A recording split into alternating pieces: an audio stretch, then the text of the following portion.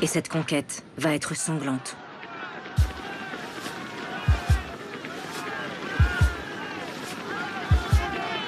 Car l'Afrique, loin d'être un terrain vierge de civilisation comme on veut se le faire croire à Paris, est structurée depuis des siècles par de nombreux royaumes et de grands empires nomades.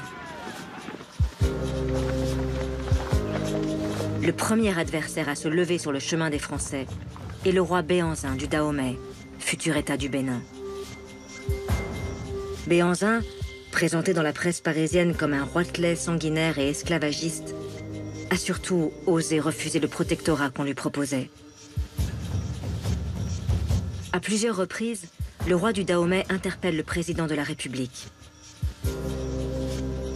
Dieu a créé le noir et le blanc, chacun pour habiter la terre qui lui a été désignée. Le blanc s'occupe de commerce et le noir accepte de faire le commerce avec le blanc. Mais les rois du Dahomey n'ont jamais donné leur territoire. Ils ne le peuvent pas, c'est impossible. Et jamais nous ne céderons.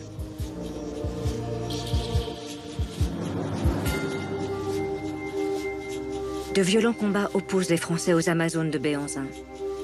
5000 combattantes particulièrement entraînées, mais qui seront écrasées par les troupes coloniales.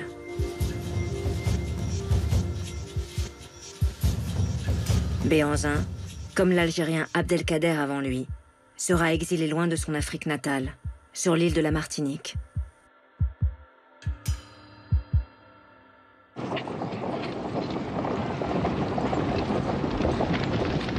L'armée française progresse maintenant au nord du Dahomey. Mais la résistance va être d'une toute autre ampleur lorsque les officiers coloniaux vont affronter Samori Touré, chef guerrier mandingue régnant sur plus de 400 000 km². Un vaste empire nomade, unifié par l'islam, qui s'étendait de la Guinée actuelle à la Côte d'Ivoire et jusqu'au Burkina Faso.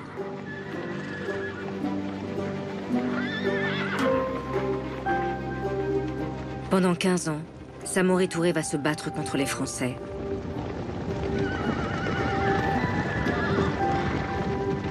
Mais malgré ses 30 000 hommes, Samori résistera difficilement à la puissance de feu française.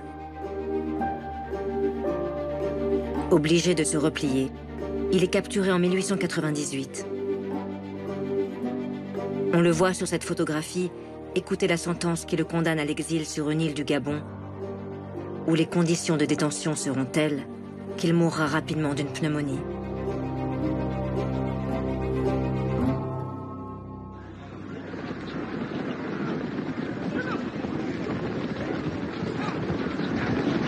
Avec la chute de Béhanzin, puis de Samori Touré, et bientôt celle d'Amadou le Tout-Couleur au Mali, c'en est terminé au tournant du XXe siècle des empires africains qui ont résisté tant qu'ils le pouvaient, avant finalement d'être tous balayés.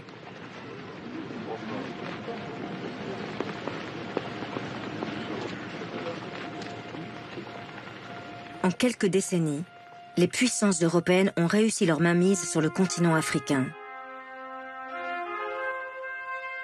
L'Allemagne défend ses possessions de Namibie au sud, du Rwanda et de la Tanzanie à l'est, du Cameroun et du Togo à l'ouest.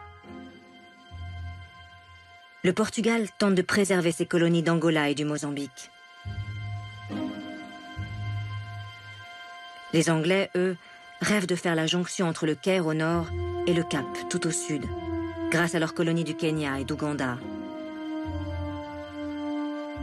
Quant aux Français, ils sont enfin parvenus à réunifier autour du lac Tchad toutes leurs possessions africaines, depuis l'Algérie au nord, les comptoirs du Sénégal à l'ouest, jusqu'à Brazzaville, en Afrique équatoriale.